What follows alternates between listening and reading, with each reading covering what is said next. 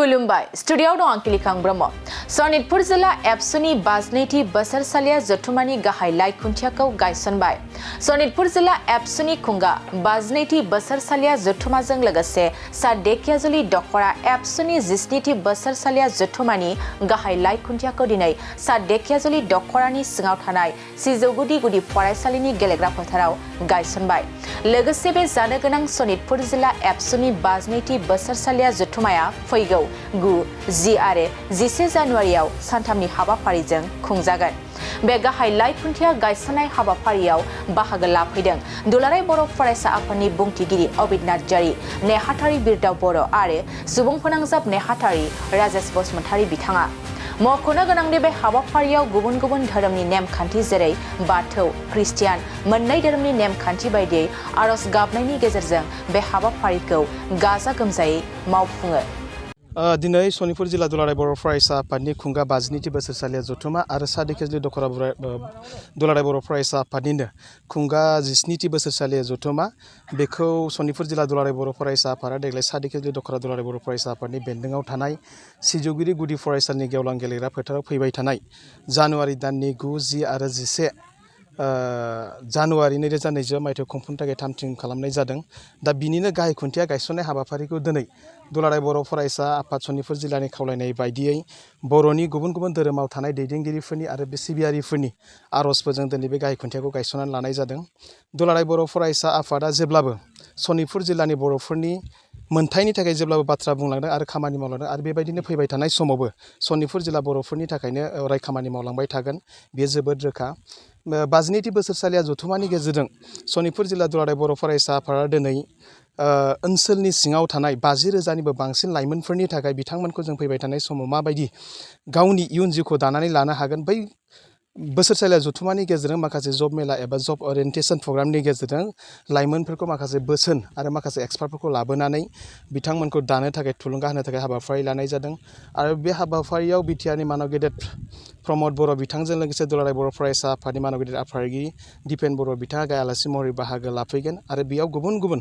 राजनिति हान्जानि दैदेनगिरि बिथांमोनाबो बाहागो लागोन। दुलाराय बर' फरायसा आफाद सनितपुर जिल्लाया नैबे मोनसे हाबाफारिनि गेजेरजों फैबाय थानाय खम समनि गेजेराव बिटिआर गोरोबथानि 10.2नि बायदियैनो जे नैबे ओनसोलाव थानाय लाइमोनफोरखौ बोरै पारामिलिटारियाव हगार हरनो हायो, बोरै आथिखालाव सोलिबाय थानाय अग्निवीर जि मोनसे स्किमनि गेजेरजों लाइमोनफोरखौ जेरै एंगेज खालामनो हायो बेबायदि हाबाफारिखौ लानानै फैबाय थानाय खम समनि गेजेरावनो बिटिआर सरकारनि दारै जोंनि सनितपुर जिल्लानि ओनसोलनि लाइमोनफोरखौ जों थिसननो थाखाय नाजागोन दुलाराय बर' फरायसा आफादा आरो बिनि थाखाय माखासे हाबाफारि लागोन आरो पलिसिफोर उनाव जों सावरायनानै बेखौ थांखि आजावनाय जागोन आरो बेजों लोगोसेनो बिटिआर गोरोबथानि जि गामि सोसननाय बे दिनैसिम सनितपुर जिल्लायाव आबुं जायाखै बेखायनो फैबाय थानाय समाव नैबे जथुमानि थान्दै मेलनि गेजेरजों जे माबायदि मिरु दुलाराय बर' फरायसा आफाद आरो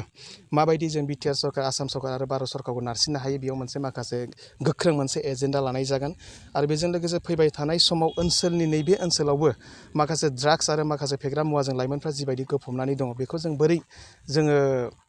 गोजानाव खालामनो हायो बैफोर माखासे पलिसिसफोरखौ नैबे बोसोरसालिया जथुमानि गेजेरजों सावरायनाय जागोन आरो नैबे जारिमिनारि जि 52थि बोसोरसालिया जथुमा बे सनितपुर जिल्लानि नैबे जानो गोनां जि मोनसे बोसोरसालिया जथुमा बियो मोनसे जारिमिनारि जागोन आरो बेनि थाखायनो जारिमिनारि जागोन जे फैबाय थानाय समाव सनितपुरनि बर'फ्रा बयबो खौसे जानानै जेन सरकारनि जि माखासे मोननांगौफोरखौ मोनथायफोरखौ मोननांगौनि थाखाय जि माखासे दुलाराय बर' फरायसा आफादा लागोन बेखौ जों जयै रायजो राजाफोरजों जों जयै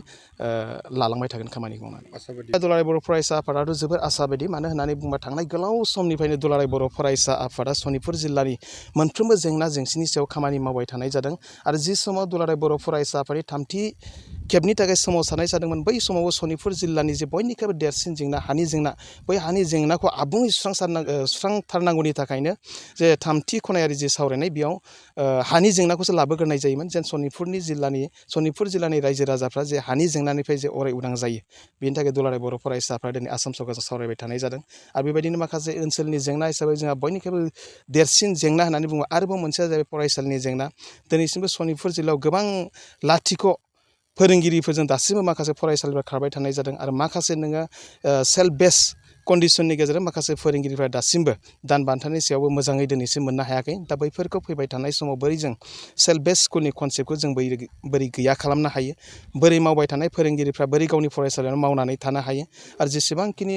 फरायसालिफ्रा बेन्सार जानानै दं बेखौ बिटिआर गोरोबथानि 3.2नि 6.3 नि गेजेरजों जे बोरै जों सुस्रांनानै लानो हायो बेखौ जोंनि बे जथुमानि गेजेरजों सावरायनानै माखासे गोख्रों एजेन्डा आरो थांखि लागोन बियो जोङो बेखौ लानानै जों बिराद आसाबादि दायो। सनितपुर जिल्ला दुलाराय बर' फरायसा आफादनि जि बोसोरसेला जि जथुमा बेनि जि 52थि बोसोरसेला जि जथुमानि जि गिबि खुन्था जि गायजेननाय जि हाबाफारि नैबे 1 नं सिजुगुदि गामिनि नैबे गेवलां गेलेग्रा फोथाराव जोङो बेवहाय लादों। दा बेवहाय सनितपुर जिल्ला दुलाराय बर' फरायसा आफादनि जिहेतु जानुवारि दाननि 9, 10 आरो 11 अक्ट'आव जिहेतु जागोन हिसाबै दा जिल्लानि सिङाव थानाय गोबां जेथो जेंनाफोरखौ लानानै जों बेवहाय सावरायगोन। दा सनितपुर जिल्ला हिसाबै गोबां जेंना दङ। गिबियावनो जोंनि सनितपुर जिल्लानि जेंना होननानै बुङोब्ला जोङो बांसिन बर' रायजो राजा बिथांमोना जिहेतु एफआरसि ओनसोलाव दङ हिसाबै दा बेनि हानि जेंनाया जोंनि गिबि जानानै बेहाय दङ हिसाबै दा सनितपुर जिल्ला हिसाबै हानि जि मोनथाय 2006 फरेस्ट डिलार एक्ट बिनि आयेननि गेजेरजों बिनि उधिननि गेजेरजों भारत सरकारा जि मोनसे होनाय आयेननि गेजेरजों बेखौ मोननो एसे हादों। खिन्थु नांगौ बायदि दासिमबो जाजोबाखै। बेहाय दासिमबो 13,000निबो बांसिन बर' सुबुं न'खरफोरा बर' सुबुंफोरा दासिमबो मोननो गोनां दङ। दा बेखौ थाबैनो मोनफुंनांगौनि थाखाय जोङो दुलाराय बर' फरायसा आफाद सनितपुर जिल्ला दुलाराय बर' फरायसा आफाद आरो दख'रानि आफादनि बिबानगिरि बिथांमोना खुब बेखौ लानानै बिराद सिरियास जोङो बेखौ गम्भीर भाबै जोङो जोंनि जि थान्दै मेल 10 अक्ट'आव जागोन जोङो बेखौ गोथौ भाबै सावरायगोन। आरो बेजों लोगोसे सनितपुर जिल्ला ओनसोलाव जि फरायसा फरायसुलिफोरनि जि जेंना दा फरायसा फरायसुलिफोरनि जेंनायाबो गोबां दङ। खारन मानो होननानै बुङोबा गोबां सनितपुर जिल्ला ओनसोलाव थानाय गुदि फरायसालि गेजेर फरायसालि आरो गोजौ फरायसालिया जिहेतु भेन्साराव दाबो दङ हिसाबै दा फोरोंगिरि बिथांमोना जि गभर्नमेन्टनिफ्राय जि अनसुंथाइ मोननांगौमोन दासिमबो मोनाखै। दा बेफोरखौ लानानै गावनि न'खरखौ नायनोना फरायसा फरायसुलिफोरखौ नायनो बिथांमोना खायफाया 10 बोसोर खायफाया 20 बोसोर बेबायदि जिहेतु जालांबाय हिसाबै दा बेनिखायनो बिटिआर एकर्डनि गेजेरजों मोनसे दफा दङ हिसाबै थाबैनो जाहाथे बेबो मावफुंजायो अब्लासो नैबे राइट टु एडुकेसन एक्टनि जि बाथ्रा भारत सरकारा बुंबाय थादों दा बैफोरो मावफुंजायोब्लासो बेहाय थानाय रोजा रोजा फरायसा फरायसुलि बिथांमोना जि गभर्नमेन्टनि जि एक्ट राइट टु एडुकेसन एक्टनि जि बाथ्रा आरो दायो एनइपिनि जि बाथ्रा फैदों दा बेफोरनिफ्राय जोंनि ओनसोलाव थानाय फरायसा फरायसुलि बिथांमोना बन्चित जानानै दङ। दा बेनिखायनो बेफोरखौ समस्याफोरखौ समाधान खालामनांगौनि थाखाय सनितपुर जिल्ला दुलाराय बर' फरायसा आफादा बै थान्दै मेलनि गेजेरजों माखासे रिजुलेसनखौ जों लागोन थांखिखौ जों लागोन दुलाराय बर' फरायसा आफादनिफ्राय हैनो थाखाय। आरो बेजोंनो लोगोसे खुब मोनसे दिनै 2027 जानुवारियाव जि बिटिआर गोजोन गोरोबथा जाबाय दिनै बियो 4 बोसोर जिहेतु बारलांबाय। दा इन्डियान गभर्नमेन्ट आरो आसाम गभर्नमेन्टआ बिथांमोननि जि कमिटमेन्ट होनाय बायदि जाय बिथांमोना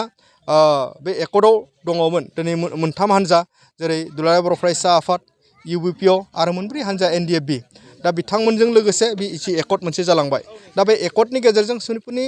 बर' रायजो राजा बिथांमोना दि बेवहाय 3.1 मोनसे दफा दङ बै दफाया दासिमबो नांगौ बायदि मावफुंजायाखै। दा बेबो जोंनि थाखाय बिराद सिरियास आरो बिराद गोनांथि मोनसे दफा जाहाथे बै दफाया मोगथां महर मोनो आरो बेखौबो जोङो बेखौ लानानै खुब सिरियास भाबै जों बेहाय सावरायनाय जागोन। आरो बेजों लोगोसे जाहाथे दिनै जि 60टा गामि हाबबाय आरो 60टानि अनगायै जिखिनि 400-500 जि गामि दङ थाबैनो जाहाथे भारत सरकारा आसाम सरकारा मावफुङो आरो बिटिआर सरकार दानि जाय बिटिआरनि चिफ जाय बिथाङा बै एकर्ड खालामनाय समाव दुलाराय बर' फरायसा आफादनि आफादगिरिनि बिबानाव थानानै जि एकर्ड खालामनाय जाहाथे बेखौ थाबैनो मावफुङो बेखौ रायजो राजा बिथांमोना नायगासिनो दङ। आरो सनितपुर जिल्लायाव रायजो जानाय बर' रायजो राजा बिथांमोननि जोंनि जेथो जेंनाजों लोगोसे जोंनि बर' हारि हिसाबै जोङो अरायसम बेहाय थांनानै थानांगोननि थाखाय जोंनि राव हारिमु थुनलाइ बेफोरखौ लानानै गासैखौबो जोङो बेहाय सावरायगोन। आरो फरायसा फरायसुलि बिथांमोननि थाखाय जोङो बेहाय जब अरियेन्टेसननि जोङो बाथ्रा बेयाव सानबाय थानाय जादों। दा बेवहाय जोङो 3 आयदायाव हयथ' जोङो बेखौ लानायनि सिन्था सरसा खालामबाय थानाय जादों। दा बेखौ जोङो फरायसा फरायसुलि बिथांमोना जाहाथे फैनानै बे जब अरियेन्टेसनाव बाहागो लाफैयो कलेज लेभेलनि स्कुल लेभेलनि आरो हाई सेकेन्डारि लेभेलनि जों बेवहाय लागोन। दा जोङो जोंनि माने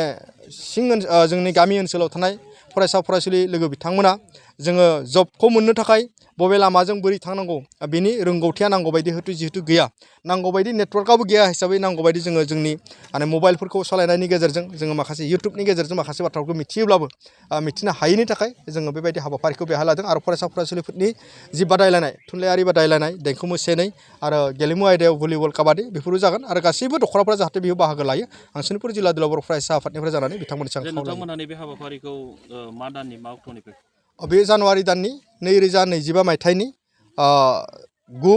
10 आरो 11 अक्ट'आव बेयो जागोन। दिनै जे नोंथांमोना बेयाव लाइ खुन्था गायबाय बे लाइ खुन्थाखौ नोंथांमोना माबायदि नेमखान्थिजों आरो माबायदि मानसिफोर बाहागो लानाय बेखौ जोङो जिहेतु जोंनि बर' हारिया बर' हारिनि सुबुंफोरा गुबुन गुबुन धोरोमाव दङ हिसाबै दा बेनिखायनो मोननै धोरोमारि जे सिबियारि बिथांमोनखौ लानानै दिनै जोंनि लाइखुंथाखौ जों गायसननाय जादों। बाथौ सिबियारि आरो खृष्टान सिबियारि बिथांमोनखौ लानानै दिनै लाइखुंथाखौ जोङो खुब गाजा गोमजायैनो बिथांमोननि आर'जनि गेजेरजों जोङो बे लाइखुंथाखौ गायसननाय जादों।